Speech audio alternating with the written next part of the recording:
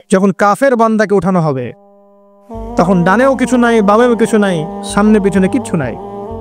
মাথার দিক থেকে ফেরেশতারা চলে আসবেন, উঠিয়ে বসানো হবে, প্রশ্ন করা হবে কে তোমার রব? একটাই উত্তর, লা আদরি, আমি জানি না। নাউজুবিল্লাহ। কি তোমার দিন? লা আদরি, আমি জানি না। এই যে আল্লাহর তো খবর নাই, আল্লাহ পাকের বিধান মেনে চলার কোনো খবরই নাই, পরোয়াই নাই। সে জানবে কিভাবে ইসলাম কি জিনিস? সে জানবে কিভাবে আল্লাহ কি জিনিস? ও তো আল্লাহকে চিনেই না। দিব্যি বলে বেড়াচ্ছে মহাবিশ্ব সৃষ্টি হয়েছে বিগ ব্যাং থেকে, আল্লাহ বলে কেউ নাই। মানুষ সৃষ্টি হয়েছে বান্দর থেকে, নাউজুবিল্লাহ। ওই যে ডারউইনের মতবাদ, কি থিওরি অফ এভলিউশন নাকি? হ্যাঁ, তাই তো মনে হয়, অনেক দিন আগে পড়ছি ভাই, ভুলে গেছে। তো যাই হোক, মানুষ তো আল্লাহকে চিনছে না। এখনো মানুষ মনে করছে যে আল্লাহ বলতে কেউ নাই। এবং এই মুক্ত চিন্তার নামে, বাক স্বাধীনতার নামে নাস্তিকতার যে চর্চাটা বেড়েছে বাংলায়, এটা আশঙ্কাজনক। বড় বড় বিশ্ববিদ্যালয় থেকে পড়ে আসছে, অনেক সময় দেখলাম বড় বিশ্ববিদ্যালয়ের প্রফেসর, সে বলছে যে মহাবিশ্ব বিগ ব্যাং দিয়ে সৃষ্টি হয়েছে, সৃষ্টিকর্তা নাই এখানে। তো মুসলিম বিজ্ঞানের একটা কথা বলতেন যে মানুষ বিজ্ঞান সম্পর্কে অল্প জানলে নাস্তিক হয়ে যায়, আর অনেক গভীর জ্ঞান অর্জন করলে আল্লাহর কাছে আত্মসমর্পণ করে।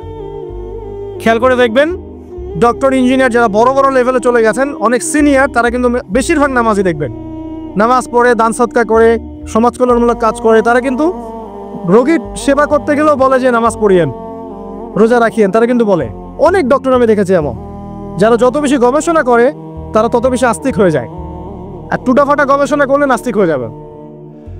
কত প্রশ্ন, ইসলামের এটা কেন, ওইটা কেন, ইসলামে বহুবিবাহ কেন, হ্যাঁ, ইসলামে কি পর্দার বিধান কেন, তারপর ইসলামে এত রেস্ট্রিকশনস, এত বাইন্ডিংস কেন, হ্যাঁ, স্বাধীনতা নাই কেন, কত প্রশ্ন। ইসলামের এগেইনস্টে কত তীর এখন ছোড়া হচ্ছে।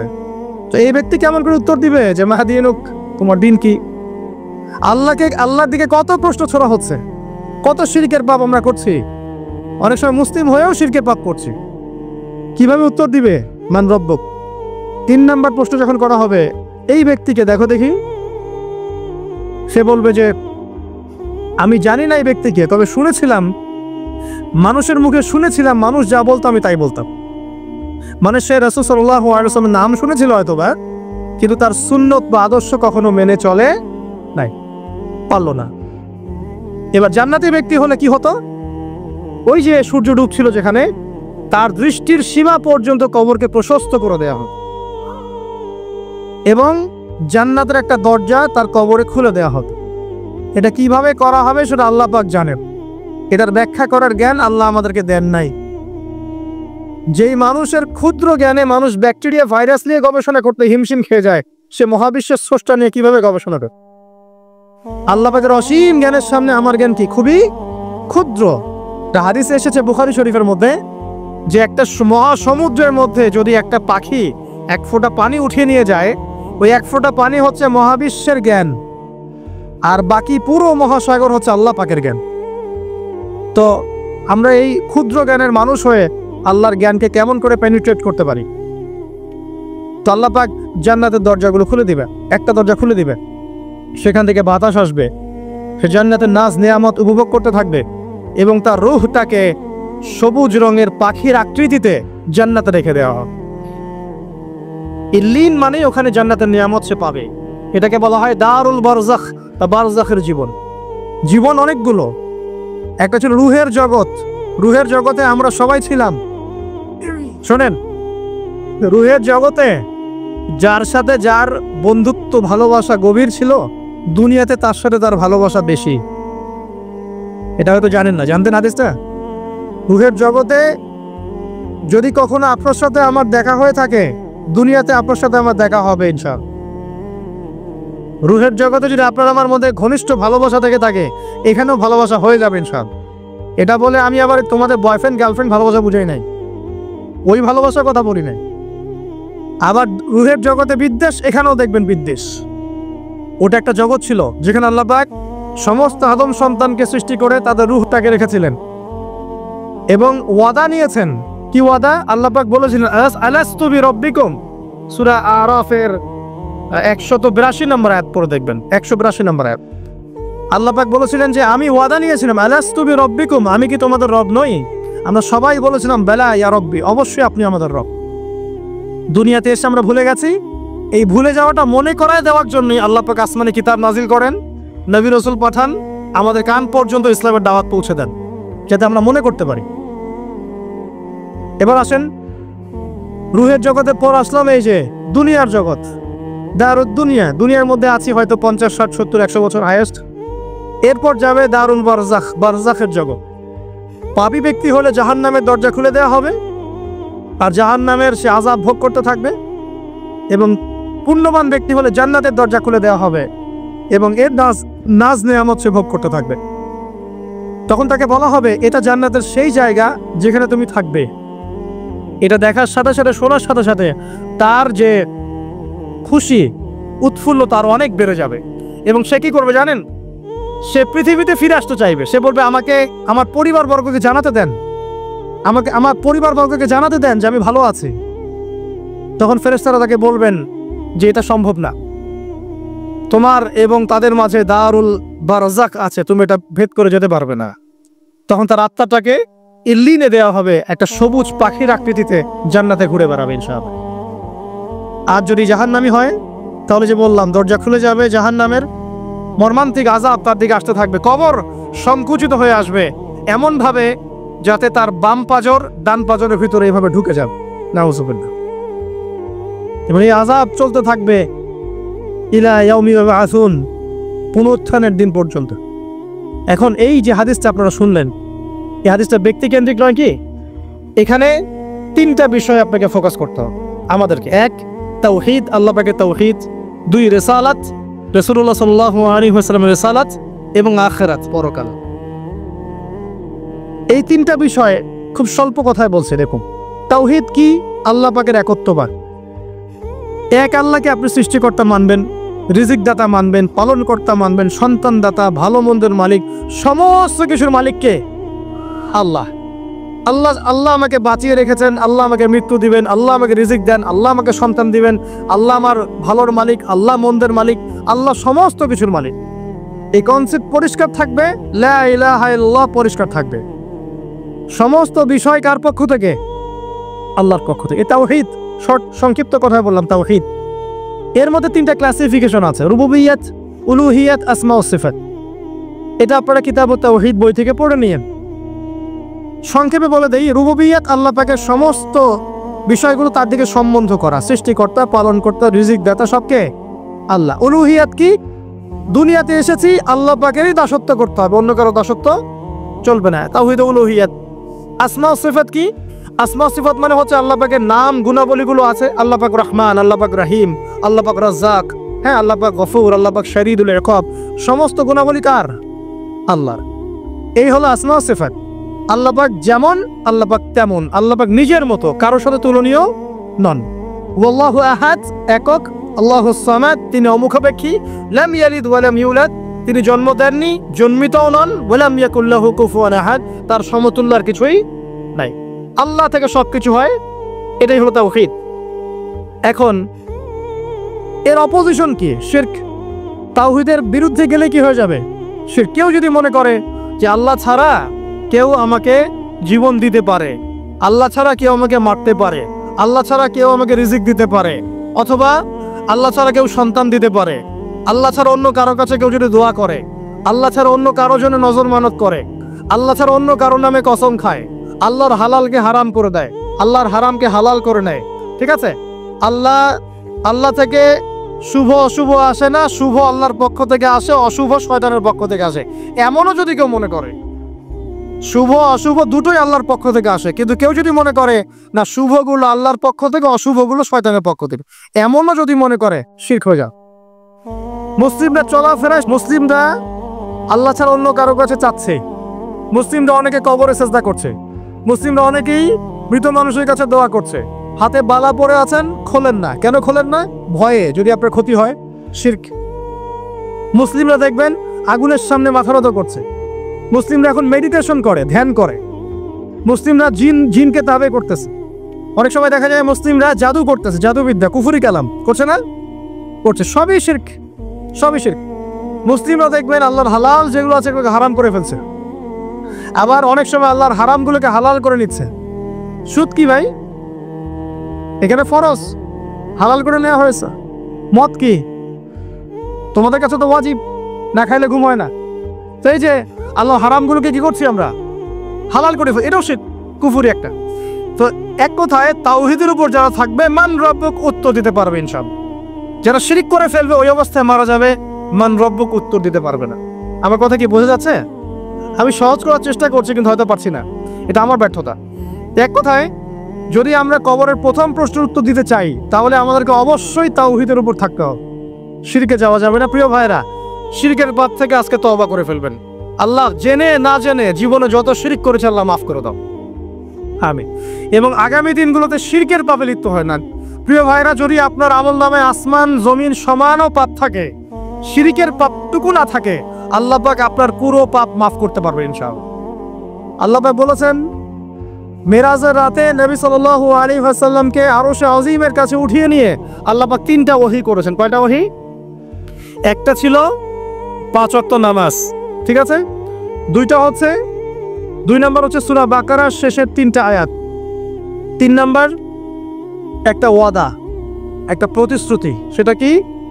হে মুহাম্মদ সাল্লাল্লাহু আলাইহি ওয়াসাল্লাম, তোমার উম্মতের মধ্যে কেউ যদি আসমান জমিন সমান পাপ নিয়ে আমার সামনে হাজির হয় কিন্তু আমার সাথে কাউকে শরিক না করে, শিরক না করে, তাহলে আমি আল্লাহ তার সামনে আসমান জমিন সমান ক্ষমা নিয়ে হাজির হব, মানে মাফ করে দেওয়া হবে ইনশাআল্লাহ। অতএব শিরকের পাপে যায় না, ইনশাআল্লাহ জান্নাতে যাওয়া যাবে। যে ব্যক্তি মন থেকে একবার লা ইলাহা ইল্লাল্লাহ পড়েছে, সমস্ত বিষয় আল্লাহর দিকে সুপর্দ করে, তার অন্যান্য অনেক পাপ থাকতে পারে, আল্লাহ পাক চাইলে সব পাপ মাফ করতে পারে। অতএব মান রব্বুক উত্তর দিতে চাইলে শিরকের পাপে যাওয়া যাবে? যাবে না। আধুনিক শিরকের মধ্যে সবচেয়ে ভয়ঙ্করটা হচ্ছে এটা যে আমরা আল্লাহর হালালকে হারাম করে নিচ্ছি, হারামকে আবার হালাল করে ফেলছি। এখানে যায় না। সবকিছু আল্লাহ থেকে আসে, দোয়া আল্লাহর জন্য করবেন, নামাজ আল্লাহর জন্য, সবকিছু ইবাদত আল্লাহর জন্য, দ্বীনি ইলম অর্জন আল্লাহর জন্য। প্রতিটা কাজের করার আগে নিয়াত ফিক্স করবেন, কেন করব? পরকালীন স্বার্থ থাকলে করব, না হলে করব না। কেন তুমি টিকটকে যাবা না? কারণ পরকালীন কোনো স্বার্থ নাই। কেন তুমি ফ্রি মিক্সিং অ্যাফেয়ার্সে যাবা না? কারণ পরকালীন কোনো স্বার্থ নাই। কেন মদ খাবা না? পরকালীন কোনো স্বার্থ নাই। কেন মিউজিকে যাচ্ছ না? কারণ পরকালীন কোনো স্বার্থ নাই। কেন তুমি এই যে সুদ খাবা না? কারণ পরকালীন কোনো স্বার্থ নাই। যে কাজে পরকালীন কোনো স্বার্থ নাই সে কাজে কোনো মুমিন মুসলিম নাই। কেন নামাজ পড়বো? কারণ পরকালীন স্বার্থ আছে। কেন রোজা রাখবো? পরকালীন স্বার্থ আছে। কেন আমি হালাল বিয়ে করব, হারাম জেনায় যাব না? পরকালের স্বার্থ আছে। কেন আমি যাকাত দিব, ব্যবসা করব, সুদ খাবো না? কারণ পরকালের স্বার্থ আছে। কেন ইসলামের দাওয়াত দিব? পরকালের স্বার্থ আছে। কেন হাদিস প্রচার করব? কারণ পরকালের স্বার্থ আছে। ইসলামের জন্য সবর করব কেন? পরকালের স্বার্থ আছে। পরকালের স্বার্থ যেখানে, মুসলিম সেখানে। পরকালীন স্বার্থ নাই, আমরা নাই। প্রত্যেকটা কাজ করার আগে নিয়াতটা ফিক্স করতে হবে, পরকালের কোনো স্বার্থ আছে? যদি বলে হ্যাঁ আছে, তাহলে করব। স্বার্থ নাই, আমি নাই। কোন ফুজুল কি বাত বা ফাহেসা কোনো কাজ, এসব কাজে আমরা নাই, বিকজ এগুলোতে কোনো পরকালীন স্বার্থ নাই। ব্যাস, আমাদের জীবনের প্রতিটা মোমেন্ট, প্রতিটা সেকেন্ড আল্লাহ দেয়া দান। আমি নিজের ইচ্ছা মতো এটাকে অপব্যয় করতে পারি না। হ্যাঁ, আপনি মিউজিক শুনতে চান, আপনি সং পছন্দ করেন, আপনি নাশিদ শোনেন, ইসলামিক নাশিদ শোনেন, ওখানে আপনার ইমান একটু দীপ্ত হবে, পরকালীন স্বার্থ আছে। আপনি নিজের যৌন চাহিদাকে দমন করতে পারছেন না, হালালভাবে বিয়ে করে নেন। বিয়ে করার পর আপনি যত ইচ্ছা স্ত্রীকে মহব্বত করেন, প্রত্যেকটা মহব্বতে নেকি পাবেন। এমনকি স্ত্রীর দিকে নেক নজরে তাকাবেন, তাতেও নাকি। তার মুখে খাবার তুলে দেবেন, তাতেও নাকি। তার হাত ধরে হাঁটবেন, তাতেও নাকি। তাকে নিয়ে রাত্রে চাঁদ দেখবেন, তাতেও নাকি। আপনি আপনার নিয়তটাকে চেঞ্জ করেন, কাজের ডাইরেকশন চেঞ্জ করেন। পরকালের স্বার্থ থাকলে করবো, না হলে করবো না। আপনি পছন্দ করেন ঘুরে বেড়াতে, আল্লাহর দিনের দায়ী হয়ে ঘুরে বেড়ান না, সমস্যা কি? আল্লাহর জমিন ঘুরে দেখেন, এইসব অবান্তর কাজে লিপ্ত না থাকে আল্লাহ পাকের নিদর্শনগুলো ঘুরে দেখেন, আপনার ইমান বাড়বে ইনশাআল্লাহ। আপনার সংস্কৃতি ভালো লাগে, ইসলামিক সংস্কৃতি মেনে চলেন। আপনি কবিতা লিখতে ভালোবাসেন, ইসলামিক কোনো কবিতা লেখেন। আপনি উপন্যাস পড়তে ভালোবাসেন, ইসলামিক কোনো উপন্যাস পড়েন। আমি বলছি না এগুলোর বাইরে কোনো পড়াশোনা করা যাবে না, এমনটা আমি কিন্তু বলছেন। আমি বলছি আপনি আপনার পুরো কাজটাকে আগে ফিক্স করবেন, পরকালের কোনো স্বার্থ আছে কি নাই। যদি হ্যাঁ দেখা যায় হ্যাঁ পরকালের স্বার্থ ঠিক আছে, অবশ্যই করেন। কোনো সমস্যা নেই, আল্লাহ পাক বোঝার তৌফিক দান করুন। তো দেখুন প্রিয় ভাইরা, শিরকের পাপে যাওয়া যাবে না। এই শিরকের পাপ না থাকলে আমল নামায় ইনশাআল্লাহ আমরা জান্নাতে যাব এবং কবরের উত্তর দিতে পারবো ইনশাআল্লাহ। মান রব্বুক, উত্তর পাস ইনশাআল্লাহ। তারপরে কি?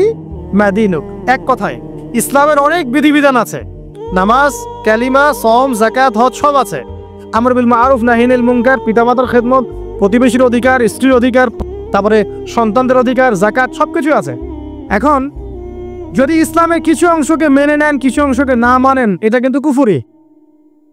ইসলামের কিছু অংশকে মানছেন, কিছু অংশকে মানছেন না, এটা কিন্তু কুফরি। ইসলামের পরিপূর্ণ বিধানটাকে যদি মেনে চলেন ইনশাআল্লাহ আযজা ওয়া জাল আপনি মা দীনুক উত্তর দিতে পারবেন। আপনি আমল করতে পারেন না পারেন, মনে করেন আপনি আমল করতে পারছেন না, কিন্তু আপনি আকীদা পোষণ করছেন যে হ্যাঁ ইসলামে যা আছে আমি সবকিছু মেনে চলি, কিন্তু হয়তো আমল করতে গিয়ে আমি পারছি না। আমি হয়তো নামাজ 5 ওয়াক্ত পড়তে হয়, আমি জানি, আমি মানি, কিন্তু আমার মাঝে মাঝে মিস হচ্ছে, মাঝে মাঝে আমি জামাত মিস করে ফেলছি। আপনি মানেন যে সওম রাখতে হয়, মাঝে মাঝে আপনার সওম মিস হয়ে যাচ্ছে, কিন্তু আপনি বিশ্বাস করেন যে হ্যাঁ আপনি সওম রাখতে হয়, আপনার আকীদা ঠিক আছে। আপনি যাকাত দেন নাই এতদিন, কিন্তু আকীদা রাখেন হ্যাঁ দিতে হয়, আমি সুযোগ পেলে দিয়ে দিব। এই যে কনসেপ্টটা ক্লিয়ার রাখা যায় না, ইসলামের বিধানগুলো প্রতিটা আমি মানি মন থেকে, হয়তো আমল করতে গিয়ে আমি পেরে উঠতেছি না বা হয়ে উঠছে না। ইনশাআল্লাহ একদিন না একদিন আল্লাহ পাক আপনাকে তৌফিক দিবে ইনশাআল্লাহ, আল্লাহ পাক তৌফিক দান করুক। কিন্তু কনসেপ্ট যদি ক্লিয়ার না থাকে যে আমি কিছু অংশ মানি, কিছু অংশ মানি না, এটা ইসলাম হলো না। উদখুলু ফিস-সিলমি কাফা, পরিপূর্ণরূপে ইসলামে প্রবেশ করেন। দিদি বোন অনেকে আছে পর্দা হয়তো করতে পারছে না, কিন্তু মনে করে, বিশ্বাস করে যে পর্দা করতে হয়, এটা ফরজ। ইনশাআল্লাহ আল্লাহ চাইলে ওকে একদিন তৌফিক দিবে ইনশাআল্লাহ। হয়তো এখন মুখ খোলা আছে, হয়তো বা আগে গেঞ্জি টি শার্ট পরে ঘুরতো, এখন সেলোয়ার কামিজ পরছে, ঢিলে ঢালা জামা পরছে, এখনো বোরখা পরছে না। ওকে তুচ্ছ তাচ্ছিল্য করার দরকার নাই আপাতত, ওকে আরো বুঝান, আরো নরম হন, আরো বুঝিয়ে সুঝিয়ে ইসলামের দিকে আনার চেষ্টা করেন। এত দূর এসেছে, ওই পর্যন্ত যাবে ইনশাআল্লাহ।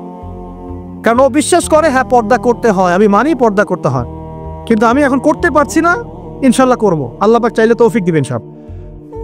তো এই যে বিষয়টা, যে ইসলামকে মনে আগে ধারণ করা, যে না আমি মানি ইসলামের প্রত্যেকটা বিধান ঠিক আছে। চুরি করলে চোরের হাত কাটতে হয়, ইসলাম বলেছে। ডাকাতি করলে শাস্তি আছে, জেনা যদি কেউ করে 100 বেত্রাঘাত, মদ খাইলে 40টা বেত্রাঘাত, ব্যভিচার যদি করে কেউ, এই পরকিয়া করে বিবাহিত ব্যক্তি, রজম, এগুলো কেসাস। একজন আরেকজনকে হত্যা করলে তাকেও কেসাস করতে হয়। এই বিধানগুলো আছে। এখন আপনি বলতে পারেন আমি এই ওয়ার্ল্ডের প্রেক্ষাপটে এটাকে বাস্তবায়ন করতে পারছি না, কিন্তু আমি বিশ্বাস করি ইসলামে বিধানগুলো আছে, এটা আল্লাহর বিধান। ইনশাআল্লাহ আপনি মাফ পেয়ে যাবেন, ইনশাআল্লাহ আল্লাহ চাইলে আপনি মাফও পেয়ে যাবেন। কিন্তু যদি মনে করেন না এই যুগে আর এগুলো চলেই না, আমি আল্লাহ পাকের এসব বিধান কিচ্ছু মানি না, আমি যে বিধান বুঝি এটাই চূড়ান্ত, তাহলে খবর আছে, তাহলে মা দীনুক উত্তর দিতে পারবেন না। তো বুঝেন, বিষয়টা বোঝেন, আকীদাটা ক্লিয়ার করেন যে না আমি পারতেছি না, এটা একটা বিষয়, কিন্তু আমি বিশ্বাস করি ইসলামের এগুলো অংশ, হয়তো আমি এখন পারছি না, ইনশাআল্লাহ ভবিষ্যতে পারব। আল্লাহ চাইলে আপনাকে তৌফিক দিবে ইনশাআল্লাহ। আমরা দোয়া করি আল্লাহ পাক আমাদেরকে পরিপূর্ণরূপে ইসলামে প্রবেশ করার তৌফিক দান করুন। আর সর্বশেষ কি, এটা যদি করতে পারে মা দীনুক উত্তর দিতে পারবো। মান নবিয়ুক উত্তর কখন দিতে পারবো? যখন একজন ব্যক্তি সারা জীবন নবী সাল্লাল্লাহু আলাইহি ওয়াসাল্লামের সুন্নতের উপর আমল করতে পারে। এই যে ঘুম থেকে উঠলেন, বাস ব্রাশটা নিয়ে দৌড়ে চলে গেলেন বাথরুমে, কি জন্য? ঘুম থেকে উঠলেন, আগে চোখটা একটু ঘষতে হবে, মুখে হাত দিতে হবে, তারপরে আপনি দোয়া পড়বেন। কি দোয়া পড়বেন? আলহামদুলিল্লাহিল্লাযী আহইয়ানা বা'দা মা আমাতানা ওয়া ইলাইহিন নুশুর। তারপরে আপনি যাবেন বাথরুমে। দোয়াটা না পড়ে কেন গেলেন? ঘুমাচ্ছেন, ঘুমানোর আগে আপনি অবশ্যই বলবেন। ঘুমানোর আগে একদম একটা গান শুনে, একটা গার্লফ্রেন্ডের সাথে 10টা মিনিট কথা বলে হ্যাঁ জান রাখি, ব্যাস, তারপরে ঘুমিয়ে গেলেন। ঘুমটা আপনার জন্য ইবাদত হলো না? হারামে লিপ্ত হতেন না? আল্লাহুম্মা বিইসমিকা আমুতু ওয়া আহইয়া পড়তেন, সূরা মুলক পড়তেন, সূরা কাফিরুন পড়তেন, সূরা ফালাক নাস ইখলাস পড়তেন, ঘুমিয়ে যেতেন। পুরো ঘুমটাই ইবাদত, পুরো ঘুমটাই নাকি ঘুমিয়ে আছেন নাকি পাচ্ছেন? আপনি ইচ্ছাকৃতভাবে আপনার আমলটা নষ্ট করলেন। ইস্তেঞ্জা করতে গেছেন, ইস্তেঞ্জা করতে গিয়ে গান শুরু করে দিল বাথরুমে। বাথরুম সিঙ্গার আছে না কিছু? বাথরুমে গান গাওয়ার জায়গা নাকি? তো ওখানে গান শুরু করবেন। বাথরুমে গান গাবেন কেন? আপনি ঢোকার সময় বলবেন কি বিসমিল্লাহ আল্লাহুম্মা ইন্নী আউযু বিকা মিনাল খুবসি ওয়াল খাবাইস। এরপর ইস্তেঞ্জা করবেন, তারপরে আপনি গুফরানাকা বলে বের হয়ে আসবেন। পুরো ইস্তেঞ্জার সময়টুকু নাকি নামাজ পড়তে দাঁড়িয়েছেন, এখানে রিয়া কোনো লৌকিকতা থাকবে না, লোকজন আমাকে দেখছে আমি ভালো করে নামাজ পড়ি, এমন থাকবে না। নামাজে দাঁড়িয়েছেন আল্লাহর জন্য খালেস। এখন আল্লাহ আপনার মাঝখানে আর কেউ নাই, আল্লাহ আপনার মাঝখানে আর কেউ নাই। এমনকি যা ইচ্ছা তাই নামাজ পড়বেন। একদল বের হয়েছে এখন দেখি 2 ওয়াক্ত নামাজ পড়ে। তাদের বক্তব্য হচ্ছে যে 5 ওয়াক্ত নামাজ নাকি কোরআনে নাই, আর ওরা খালি কোরআন মানে হাদিস নাকি মানে না। কত যে ফেরকা এখন বের হয়েছে আল্লাহ ভালো জানে। তো 5 ওয়াক্ত নামাজ কোরআনে নাই বলে, সুবহানাল্লাহ। তো 2 ওয়াক্ত নামাজ পড়ে। তো এখন নামাজ কি মন গড়া ভাবে পড়লেই হবে? ফজরের নামাজে দাঁড়িয়েছেন, ফজর নামাজ কয় রাকাত?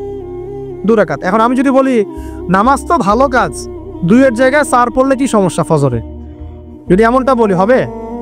কেন হবে না? কারণ নবী সাল্লাল্লাহু আলাইহি ওয়াসাল্লাম 2 পড়েছেন, আমাকে 2 পড়তে হবে। সিম্পল। 4 পড়লে আপনার নামাজ বাতিল। ফজরের নামাজ 4 রাকাত পড়লে নামাজ কি বাতিল হবে না? মাগরিবের নামাজে দাঁড়িয়েছেন 3 রাকাত নামাজ, কারণ আপনি মনে চিন্তা করছেন না 3-এর জায়গায় আমি 4 পড়বো, 5 পড়বো। নামাজ তো ভালো জিনিস, বেশি করলে কি সমস্যা? সবকিছু বেশি করতে হয় না। রাসূলুল্লাহ সাল্লাল্লাহু আলাইহি ওয়াসাল্লাম যা দিয়েছেন তাই করতে হয়। এর নাম সুন্নত। বাইরে গেলে হবে কি? বেদাত।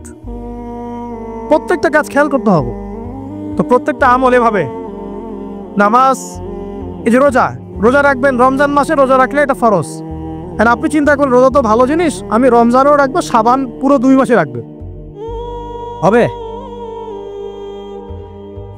দেখেন নফল বিষয়টা আলাদা, আমি ফরজের কথা বলছি। কেউ যদি মনে করে ফরজ রোজা আমি 2 মাসই রাখবো, রমজানও রাখবো, শাবানও রাখবো, রোজা ভালো জিনিস করলে কি সমস্যা হবে? হবে না। এভাবেই হজ করতে হয় ওইখানে আরাফার মাঠে। আপনি মনে করেন কুড়িগ্রামে হজের একটা জায়গা বানাইলাম আমরা, মনে করেন কথার কথা, এমনও কিন্তু জায়গা আছে মানুষ অন্য জায়গায় হজ করে। কিন্তু আপনি ভাবছেন এমনি বলছি, এমন অনেক ফেরকা আছে মুসলিমদের মধ্যে, মুসলিম নাম দাঁড়িয়ে এলো মুসলিম না, হজেরও জায়গা বানাইছে আলাদা, ওখানে হজ করে, ওখানে তাওয়াফ করে। এখন হজ যেখানে করতে হবে ওখানে না করে যদি এখানে করি হবে? হবে না। যাকাত দেওয়ার একটা লিমিট আছে, এইটুক দিতে হবে। আপনি এখন কম দিলেন হবে, আবার দিলেন না আমি একদম বেশি দিয়ে ফাটায় ফেলা এবার, সেখানে হবে? তো এই জিনিসগুলো খেয়াল রাখতে হবে যে আমাদের এক কথায় নবী সাল্লাল্লাহু আলাইহি ওয়াসাল্লামের সুন্নতটা মেনে চলা, আমলের ক্ষেত্রেও একইভাবে আপনার অর্থনৈতিক জীবনেও। নামাজ রোজা হজ জায়গায় আপনার পারফেক্ট। এবার আপনি এসেছেন অর্থনীতির ক্ষেত্রে, এসে মাশাআল্লাহ দাড়ি টুপি জুব্বা নিয়ে মাপে কম দিচ্ছেন, চলবে?